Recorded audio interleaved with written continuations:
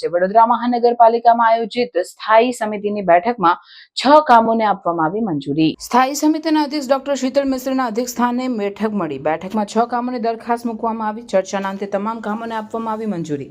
જમીન મિલકત શાખા, મિકેનિકલ ખાતું, અગ્નિશામન અને તાત્કાલિક સેવા વિભાગ, ઓડિટ વિભાગના મહત્વના કામોને મંજૂરી અપાઈ. સ્થાયીના સભ્ય મીનાબા ચૌહાણે 7 ગામના કર્મચારીઓ માટે રજૂઆત કરી.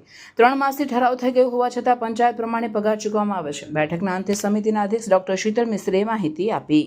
આજની સ્થાયી સમિતિમાં 6 દરખાસ્તો ચડાવવામાં આવી હતી. 6 દરખાસ્ત નાના મોટા ફેરફાર સાથે મંજૂર કરવામાં આવી છે. જમીન મિલકત કોમર્શિયલ શાખા દ્વારા કોર્પોરેશનને જે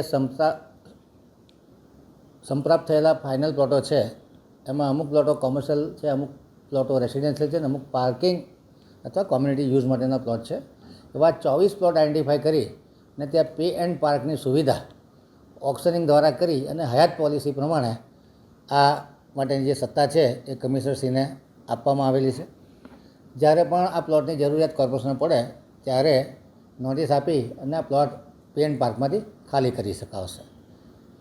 સ્વર્ણિમ જયંતિ ગ્રાન્ટ 23-24 અંતર્ગત 6 સુટેબલ ચેસીસ પર 5x5ના બ્લોકવાળા મોબાઈલ ટોયલેટ વાન ખરીદવાનું કામ હતું, જેને સૌથી લોએસ્ટ ઇજાદાર પાસે એક જે 6 નંગ લેવાના છે એમાં ફેરફાર સાથે મંજૂર કરવામાં આવ્યું છે, જેમાં 5 નંગ લેવાનું ઠરાવવામાં આવ્યું છે. આનો ટોટલ ખર્ચ O&M સાથે 1,90,00,000ની આસપાસ થવા જશે અને એક નંગના 22,64,000 રૂપિયા છે. એવા 5 નંગ ખરીદવાના થશે અને 1,003 રૂપિયા પ્રતિ શિફ્ટનો O&M 3 વર્ષ માટે કરવાનું રહેશે.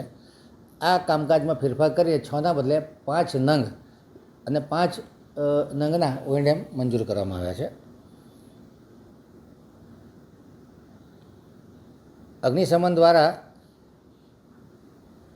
સબવાહિની તથા એમ્બ્યુલન્સ તરીકે ઉપયોગ થઈ શકે એ પ્રમાણેના 3 વ્હીકલ લેવાનું નક્કી કરવામાં આવ્યું છે, જેમાં ફેરફાર સાથે મંજૂર કરવામાં આવ્યા છે કે જે LP 716/45 એટલે કે મોટી ચેસીસ ઉપર જે સબવાહિની બનાવવાની છે એમાં જે ભાવ આવ્યા છે એના કરતાં 50,000 રૂપિયા ડિસ્કાઉન્ટ કરવાનું ઠરાવવામાં આવ્યું છે.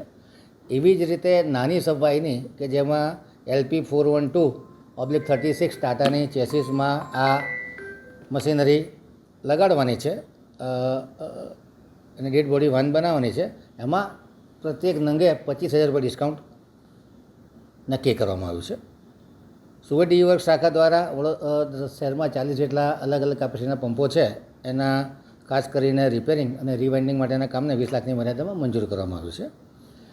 વર્ષ 2024-25નો ઓડિટ રિપોર્ટ જાણમાં લેવામાં આવ્યો છે અને વોર્ડ નંબર 12માં અકોટા વિસ્તારમાં IOC નગરથી શક્તિ પાર્ક થઈ અકોટા સ્ટેડિયમ તરફ ડ્રેનેજ નળીકા નાખવાના કામે જે 4% ઓછાના ભાવનું કામ હતું કે જે 21,16,208 રૂપિયા વત્તા GSTનું ભાવપત્રક હતું એને મંજૂરી આપવામાં આવી.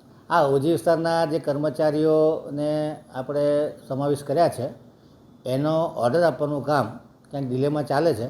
આથી અધિકારી જોડે વાત કરી અને કામ વહેલી તકે પૂર્ણ થાય એ દિશામાં રજૂઆત કરવામાં આવે. 7 ગામના કર્મચારીઓ જે છે એમને પંચાયતના ધારાધોરણ મુજબ જ હજી સુધી પગાર આપે છે, પણ 3 મહિના પહેલાં એમની નિમણૂક થઈ ગયું છે, ઠરાવ થઈ ગયો છે કાયમી કરવા માટે, પણ હજી એમને ઓર્ડર લેટર આપવામાં આવ્યો નથી અને વારંવાર રજૂઆત કરી છે તે છતાં પણ હજી નથી આપતા. એટલા માટે મેં ચેરમેનને રજૂઆત કરી હતી.